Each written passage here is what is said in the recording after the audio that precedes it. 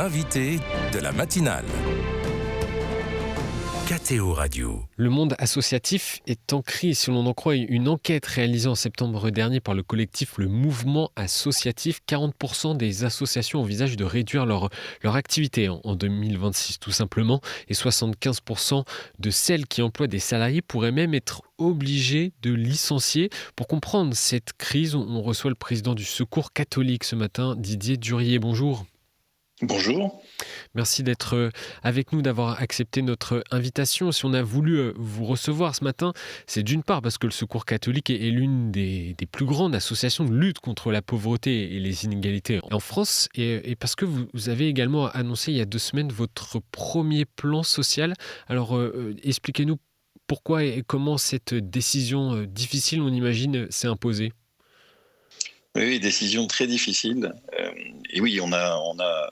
Mais l'important, c'est une transformation quand même du Secours catholique. C'est-à-dire que depuis plusieurs années maintenant, on a fait un diagnostic sur ce qui fonctionne pas, comment s'adapter aux besoins des plus précaires en France, à l'international, à notre époque, ce qui implique une transformation. Et dans le même temps, on a effectivement une attrition lente mais régulière des dons que nous recevons. Nous avions l'espoir d'augmenter les subventions. Les subventions d'État, pour nous, représentent grosso modo 8 à 9% de notre budget. Mais le contexte actuel fait que cet espoir d'augmentation des subventions a disparu. On est même plutôt dans une réduction qu'on observe déjà dès cette année. Et c'est ce que mentionne en particulier le mouvement associatif que vous citiez précédemment. Donc on est aussi impacté par cela. Il y a 130 postes qui seraient supprimés au Secours catholique. Vous avez établi les contours de ce plan ? Alors, le 130 postes, comme vous le savez, donc c'est un plan de sauvegarde de l'emploi qui serait précédé d'une phase de départ volontaire. Et donc, effectivement, on a ouvert ce qu'on appelle en termes techniques l'information-consultation du comité social et économique et de nos délégués syndicaux, puisque les conditions d'un plan de sauvegarde de l'emploi se négocient avec les délégués syndicaux le 16 octobre. Et tout ça prend du temps, c'est encadré par la loi, et c'est bien encadré, la loi cherchant à protéger les salariés, ce qui est bien. On a à minima 3 mois de négociation, on aura probablement un peu plus, puisqu'il y a les périodes de vacances et il faut respecter les engagements des uns et des autres, des élus comme des syndicaux. Donc on en a pour 3 mois et demi à voir exactement ce que ça va donner. Par contre, le contour, c'est-à-dire faire plus de subsidiarité, donner plus de capacité de décision à nos 72 délégations qui couvrent le pays, se concentrer sur quelques sujets importants sur notre plaidoyer, ça ce sont des choses qui sont effectivement bien définies dans le projet. Donc Didier Durier, vous avez établi la baisse des dons, la stagnation, voire la baisse des subventions. Par rapport aux dons, comment vous expliquez cette baisse des dons ? Alors, c'est compliqué. C'est une analyse qu'on croise effectivement avec beaucoup d'associations, avec le mouvement associatif et d'autres. Il y a plusieurs choses. Déjà, un truc qui me frappe, c'est qu'à chaque fois qu'on a une crise, style l'Ukraine, style Gaza, style dans le temps, style la Covid bien sûr, on voit une générosité qui explose. Et ça me laisse à penser que les Français restent profondément généreux, profondément attentifs aux besoins. Par contre, la situation, le don récurrent, lui, on a moins de donateurs qui donnent un peu plus, mais au final, on n'arrive pas à couvrir les dégâts de l'inflation. Faut quand même, vous le savez, on a une inflation qui a été très forte ces dernières années. On a quand même augmenté les salaires des gens et c'est bien normal.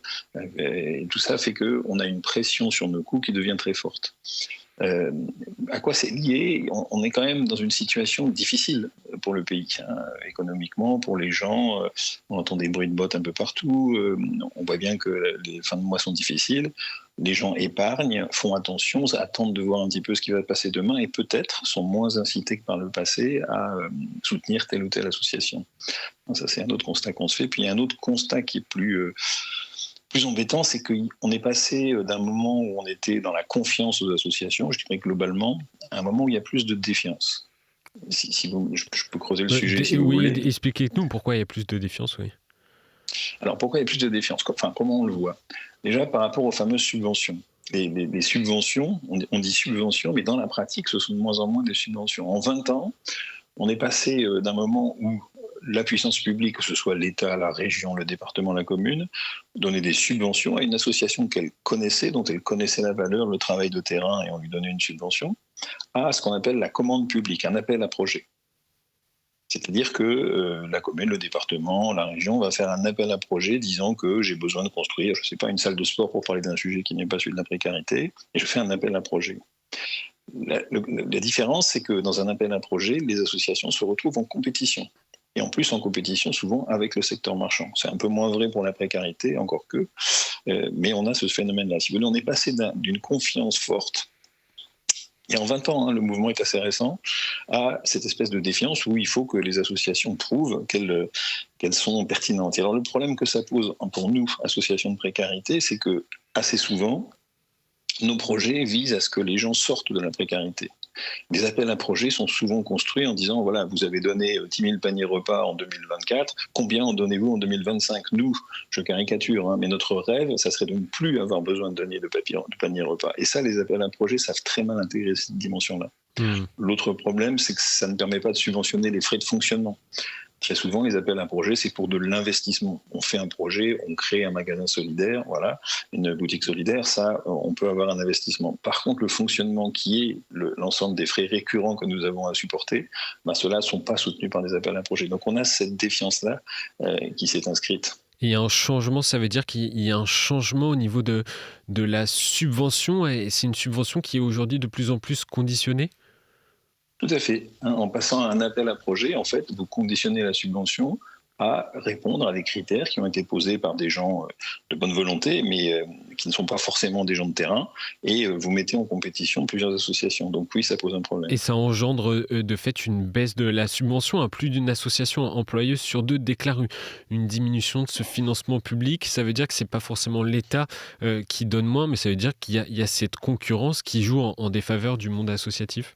Il y a les deux. Il y a aussi, particulièrement vrai depuis cette année, que l'État et donc les différents échelons de la puissance administrative donnent moins. Donc, il y a aussi la ça, combinaison des deux. Il y a aussi ça, oui. Et puis nous, côté précarité, on a un autre challenge, c'est que depuis une quinzaine d'années, grosso modo, la précarité, de plus en plus, on assimile les pauvres à des assistés. Il y a même un responsable politique qui a parlé de cancer de l'assistanat. Et en ce faisant, on dit aux gens, en gros, le message qui est passé, le message subliminal qui peut être rabâché dans certains médias ou dans certains milieux ou sur les réseaux sociaux, c'est que finalement, il n'y a pas de pauvres, il n'y a que des gens de mauvaise volonté qui refusent de prendre le travail qui leur tend les bras. C'est totalement caricatural, c'est totalement faux, mais ça fait son chemin. Nous, on le voit dans les gens qu'on rencontre, y compris les donateurs, ça fait son chemin sur le fait que quand même, si les pauvres se prenaient un peu plus en charge, on aurait moins à dépenser dans, entre guillemets, l'assistanat. Cette situation que vous dépeignez, Didier Durier, a des conséquences, on le voit avec le Secours catholique et ce plan social. Comment cette crise impacte également les activités des associations, notamment au Secours catholique? Ça envoie des perspectives de réduction de l'activité ? Alors, nous, si vous voulez, depuis, on a réduit autant que faire se peut tout ce qu'on pouvait réduire, donc les subventions que nous accordions à des partenaires, des subventions en particulier à l'international, mais aussi en France.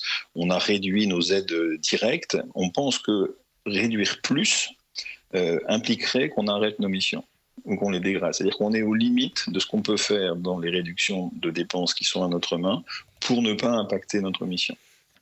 Je ne sais pas si je suis clair, mais du coup, malheureusement, et c'est très malheureux parce que c'est très triste pour des salariés dont nous apprécions le support et l'aide depuis des années, le seul moyen que nous avons d'assurer une pérennité dans la mission, c'est de réduire notre masse salariale, effectivement. Et c'est encore pire pour d'autres associations qui sont, elles, obligées de réduire leur activité, qui n'ont peut-être pas les reins aussi solides que le Secours catholique.